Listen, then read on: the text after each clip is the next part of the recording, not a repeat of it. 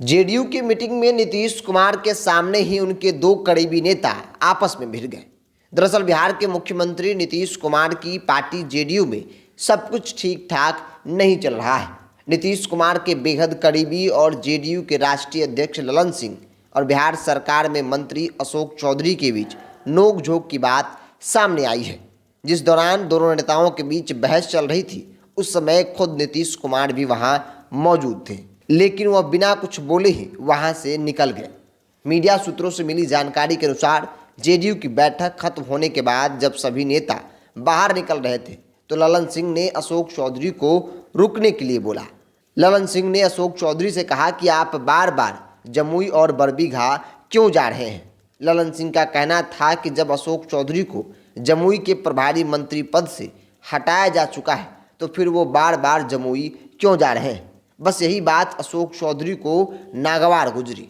उन्होंने ललन सिंह से साफ साफ शब्दों में कहा कि आप मुझसे इस तरह के सवाल नहीं पूछ सकते हैं। सूत्रों से मिली जानकारी के अनुसार जेडीयू के राष्ट्रीय अध्यक्ष ललन सिंह के पास एक विधायक ने मंत्री अशोक चौधरी के खिलाफ शिकायत की थी।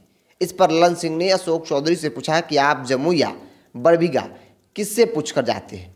इस अशोक चौधरी ने कहा कि आप कौन हैं। इसके बाद दोनों नेताओं के बीच बहस हो गई। बैठक के बाद ललन सिंह ने अशोक चौधरी को कहा कि वह जमुई और बरबीघा की राजनीति में बार बार दखल न दे।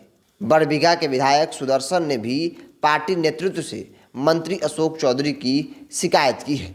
जेडीयू की राष्ट्रीय अध्यक्ष ललन सिंह और मंत्री अशोक चौधरी ये दोनों ही नेता मुख्यमंत्री के बेहद करीबी माने जाते हैं, लेकिन कुछ दिनों से अशोक चौधरी के प्रति नीतीश कुमार का प्यार कुछ ज़्यादा ही उमड़ रहा है। तभी तो नीतीश कुमार जी कभी अशोक चौधरी को गले लगाते हैं तो कभी सिर हाथ पर रखते हैं। शायद ये भी बात हो जिस वजह से ललन सिंह ने अशोक चौधरी से किसी बहाने से पूछा हो।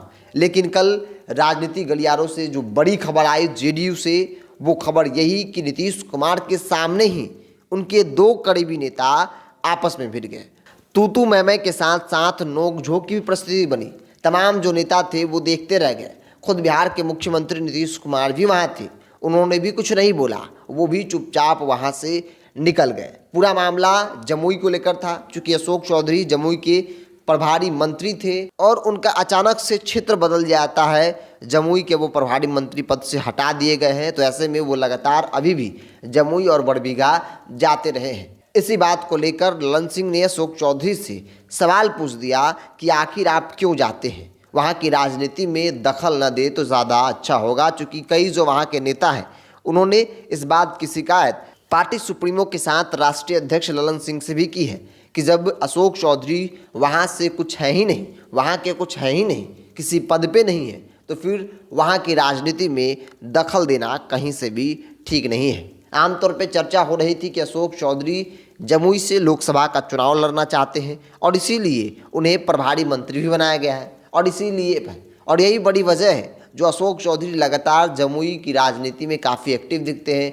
हर काम काज पर वो लगातार फोकस करते हैं, जायजा लेते हैं, लेकिन शायद पार्टी यह नहीं चाहती है, क्योंकि उनका प्रभार का क्षेत्र जो है वो बदल दिया गया और बावजूद भी अशोक चौधरी जमुई जाते रहे हैं, जिसको लेकर बड़ा सवाल जमुई के जेडीयू नेताओं में था कि जब अशोक चौधरी का यहाँ से कोई मतलब ही नहीं है तो फिर यहाँ वो दखल देने क्यों आते हैं। अशोक चौधरी के कारण जेडीयू के नेताओं में, जमुई के नेताओं में खासा नाराज़गी थी, जिस नाराज़गी को लेकर उन्होंने मुख्यमंत्री नीतीश कुमार हो या फिर जेडीयू के राष्ट्रीय अध्यक्ष ललन सिंह हो, उनसे शिकायत भी की थी। शिकायत के बाद ललन सिंह ने बड़ी मीटिंग में पूछा कि आप क्यों जाते हैं, और इस बात को सुनने के बाद अशोक चौधरी न सिर्फ नाराज होते हैं बल्कि कड़े शब्दों में अपने राष्ट्रीय अध्यक्ष को जवाब देते हैं कि आखिर आप होते कौन हैं इस तरह के सवाल पूछने वाले। इस तरह के सवाल आप नहीं पूछ सकते हैं। बहरहाल आपकी क्या राय है इस विषय को लेकर कमेंट्स बॉक्स में रखिए। अगर आप मेरे चैनल को यूट्यूब पर देख रहे हैं तो सब्सक्राइब कर लीजिए,